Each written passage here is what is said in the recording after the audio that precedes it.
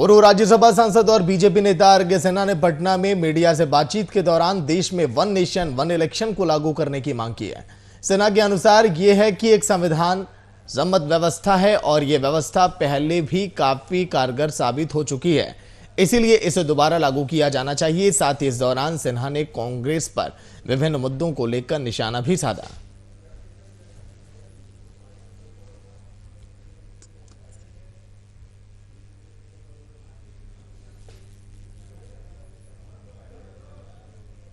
कोई नई नहीं है, संविधान सम्मत व्यवस्था है और यह व्यवस्था पहले 4 आम चुनावों में बिल्कुल ठीक से चली। 52, 57, 1962 और 1967 का चुनाव पूर्णतः इसी व्यवस्था के अंतर्गत हुआ। 1967 में पंडित दीनदयाल उपाध्याय और डॉक्टर राम मनोहर लोहिया के प्रयास से जगह जगह संयुक्त विधायक दल बने।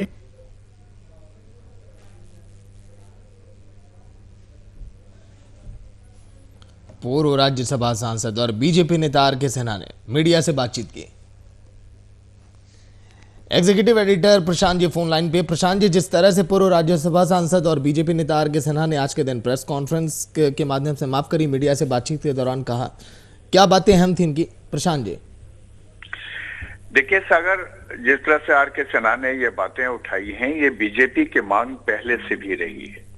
आपको बता दें कि प्रधानमंत्री नरेंद्र मोदी ने भी इस बात पर जोर दिया था कि पूरे देश में एक चुनाव होने चाहिए, यानी वन नेशन वन इलेक्शन। लेकिन उसके बाद स्थिति ये हुई कि इस पर विवाद बहुत अधिक बढ़ गया।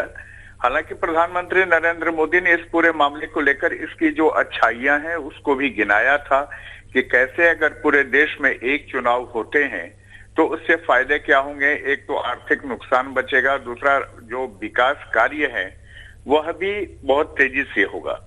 और इसको लेकर के ही आज आर.के. सिन्हा ने इस बात को दोहराया है। उन्होंने जिस तरह से कहा कि 1952, 57, 62 और 67 में जो चुनाव हुए थे वो वन नेशन और वन इलेक्शन था, लेकिन उसके बाद जो लगातार स्थितियां बदली और जिस तरह से कांग्रेस जब केंद्र में शासन में आया और उसके बाद जब राज्यों में उसके जहां जहां विरोधी सरकारें थी वहां उन्होंने सरकारों को गिरा करके फिर से नई व्यवस्था कायम की, तो उसमें मध्यावधि चुनाव की वजह से वन नेशन वन इलेक्शन का जो अपने देश में चल रहा था वो टूट गया और ये टूटा हुआ अब तक चल रहा है।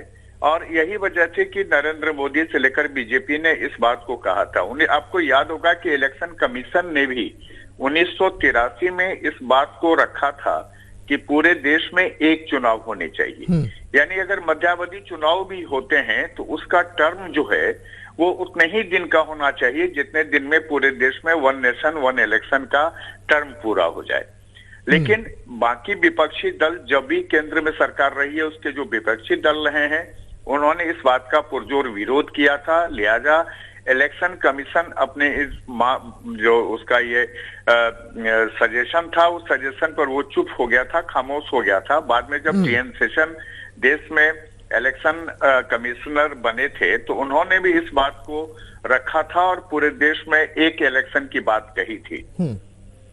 आर.के. सिन्हा ने भी जो ये बातें कही हैं वो देश के हित में है, क्योंकि देश में अगर एक चुनाव होते हैं तो जो खर्चे होते हैं वो खर्चा कम होगा, जो लोगों के समय इसमें ज्यादा खर्च होता है उस पर भी रोक लगेगी। साथ में जो विकास कार्य है जो इलेक्शन कमीशन के द्वारा जैसे ही मॉडल कोड ऑफ कंडक्ट लगाया जाता है जो रुक जाता है वो देश में एक ही बार रुकेगा।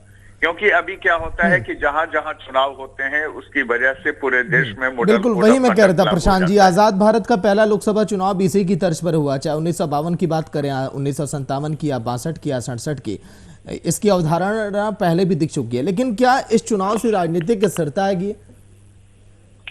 देखिए अगर एक वन नेशन वन इलेक्शन होता है तो राजनीतिक स्थिरता भी इससे आएगी।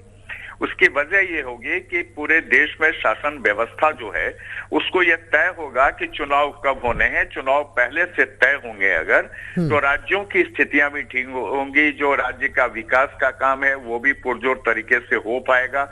लेकिन अभी जो डिफरेंट डेटों पे जो चुनाव होता है, उस चुनाव से क्या होता है, विकास कार्य बाधित होता है। साथ में जो खर्च है, इलेक्शन कमीशन और देश के नागरिक का जो टैक्स का पैसा है, उसका जो एक्सपेंस है, वो डेवलपमेंट में नहीं हो पाता है, वो मैक्सिमम वो चुनाव में चला जाता है। आप अंदाजा करिए कि अभी बिहार में चुनाव हुए हैं, इसके बाद बंगाल में चुनाव होंगे, उसके बाद दिल्ली में चुनाव होंगे, तो ये अलग अलग जो चुनाव की स्थितियां आ रही हैं, इससे खर्चे बढ़ते हैं। अगर एक साथ पूरे देश का चुनाव होता है तो निश्चित तौर पर खर्चे भी कम होंगे और साथ में लोगों को ये परेशानी, चुनाव की जो परेशानियां हैं उससे भी लोग बचेंगे। तो आर.के. सिन्हा ने उसी बात को रखा है और आर.के. सिन्हा ने एकदम साफ तौर पर ये कहा है कि वन नेशन वन इलेक्शन होना चाहिए, जैसे विदेशों में होता है। लेकिन प्रशांत जी, क्या राजनीतिक दलों को एक साथ चुनाव के लिए राजी करना इतना आसान होगा? नहीं, कभी नहीं होगा सागर, कभी नहीं हो सकता है ये, क्योंकि इस देश में जो राजनीतिक व्यवस्था है, जो राजनीतिक दल है, उनको ये लगता है जो केंद्र में सत्ता में सरकार बैठी हुई है वो सरकार अपनी मर्जी से चुनाव कराना चाहती है, जबकि इलेक्शन कमीशन ऑफ इंडिया जो है इस देश में वो ऑटोनॉमस बॉडी है, उसके फैसले अलग होते हैं, उसके जो अधिकारी हैं वो पूरे देश के हित में या चुनाव बेहतर कैसे हो, निष्पक्ष कैसे हो, इसको लेकर के वो फैसला करती है। ऐसे में अगर देश के राजनीतिक दल इस मुद्दे पर एक साथ हो जाएं और देश में वन नेशन वन इलेक्शन हो जाए तो राजनीतिक दलों को भी फायदा होगा कि उनके खर्चे भी कम होंगे। लेकिन इस देश की जो शासन व्यवस्था है और जो राजनीतिक दल है, वो कहा जाता है कि इस देश की जो राजनीति है वो बेटर है, जबकि यहाँ के पॉलिटिशियन उतने बेटर नहीं है। उनको हमेशा लगता है कि उनका जो स्वार्थ सिद्धि है वो कैसे हो सकता है, वो सिर्फ सोचते हैं, देश के लिए वो सोचते नहीं है। लेकिन आर.के. सिन्हा ने जिस तरह से आज बढ़ के ये बात कही है, उन्होंने बीजेपी की बात को आगे रखी है और इसमें दूसरे दलों को भी ये सोचना चाहिए कि ये बीजेपी की बात नहीं है, ये कोई खास पार्टी की बात नहीं है, देश के जनता के हित में यह फैसला होगा अगर पूरे देश में वन नेशन वन इलेक्शन हो जाए। सागर जी, चलिए शुक्रिया प्रशांत जी।